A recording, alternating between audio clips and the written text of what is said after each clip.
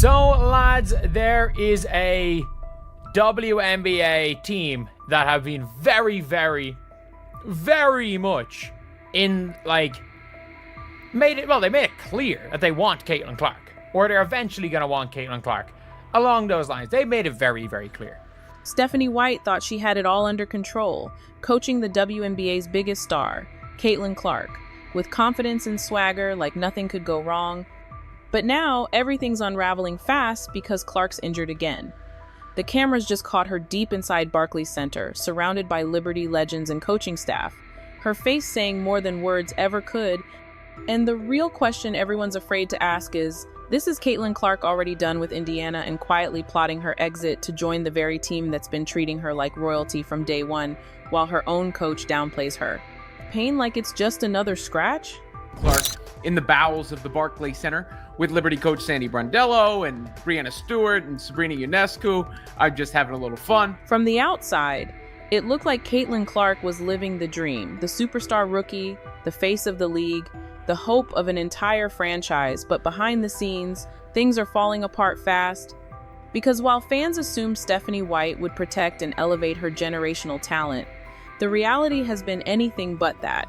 With Clark now sidelined again by a groin injury that refuses to go away, and whispers are swirling that those seemingly innocent meetings with New York Liberty players and coaches weren't just casual catch-ups, they were quiet warnings, quiet invitations, and maybe even a glimpse into Clark's possible next move. Because when your star player is in constant pain and your head coach is brushing it off like it's nothing, something is seriously broken.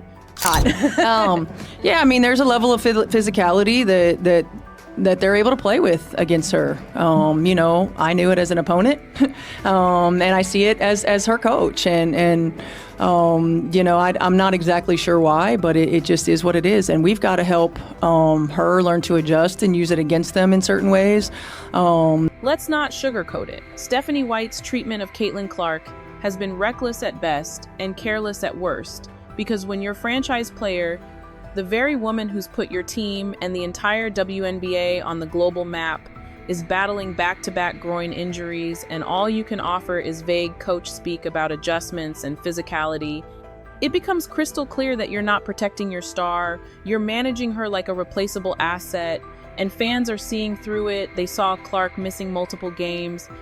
They saw her struggling to move, and they heard White's flat responses like she's talking about a bench player, not the woman single-handedly holding up the league's viewership numbers. We have just seen the New York Liberty players, after the game, meeting up with Caitlin Clark.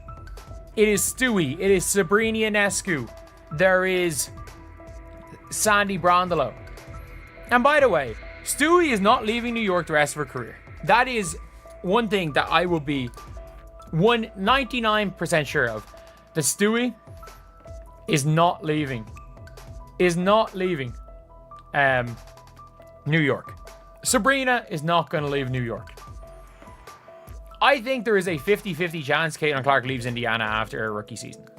And if you think this is just about injuries, think again, because the deeper issue is the total disconnect between coach and player.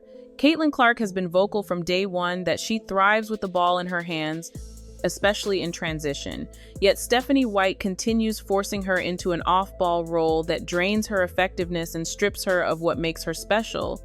And while Clark is practically begging for the offense to play to her strengths, White is busy tinkering with schemes like she's coaching a middle-of-the-pack team.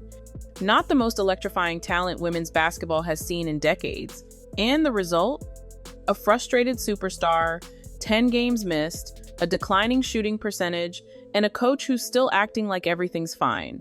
The tipping point came when Caitlin Clark was ruled out of the Liberty game after re-injuring her groin in the final minute against Connecticut, and while she sat on the bench visibly in tears, covering her face with a towel, fans expected urgency, compassion, or at least concern from her coach, but instead, Stephanie White brushed it off with the coldest phrase imaginable, calling it a little something like her superstar wasn't in agony on national television.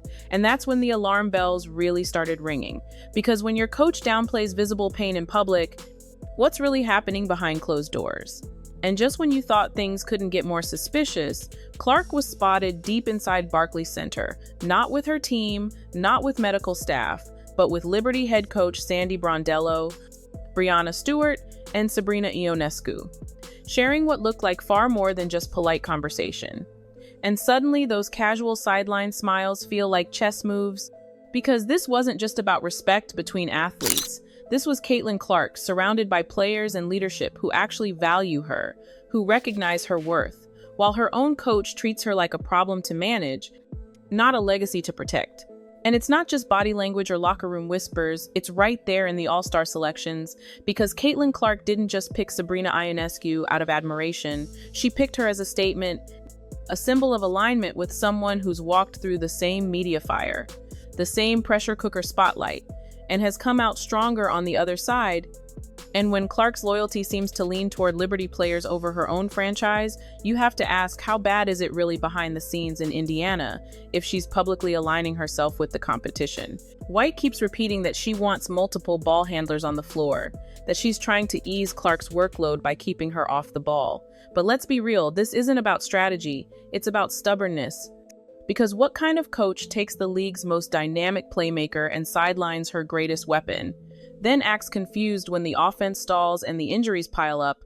And while Liberty is building around stars like Stewie and Sabrina, letting them shine and lead, Indiana's still treating Caitlin Clark like she needs to earn her place in a system that was never built for someone like her in the first place. And now the cracks are impossible to hide. Caitlin Clark, once fearless and unstoppable, is now visibly breaking down on the bench. Not just from physical pain, but from pure emotional exhaustion.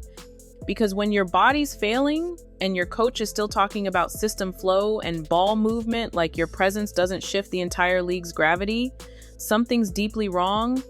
And while the Liberty are building a championship culture where stars are nurtured and protected, Indiana's letting theirs burn out. And if White doesn't realize she's not just losing games but losing Clark entirely, then someone else, maybe in New York, is more than ready to pick up the pieces and give her exactly what she deserves. At this point, it's no longer speculation, it's a slow-moving disaster playing out in real time. Because while the Fever waste their golden opportunity with Caitlin Clark, by forcing her into a system that's breaking her down mentally and physically, the New York Liberty are watching, waiting, and preparing to make the move Indiana's too blind to see coming. And unless Stephanie White wakes up to the reality that generational talent doesn't wait around forever, she's going to look back on this moment not as a bump in the road, but as the very second she lost the player who could have changed everything, because Clark's patience has a limit, and karma, it's already wearing Liberty blue.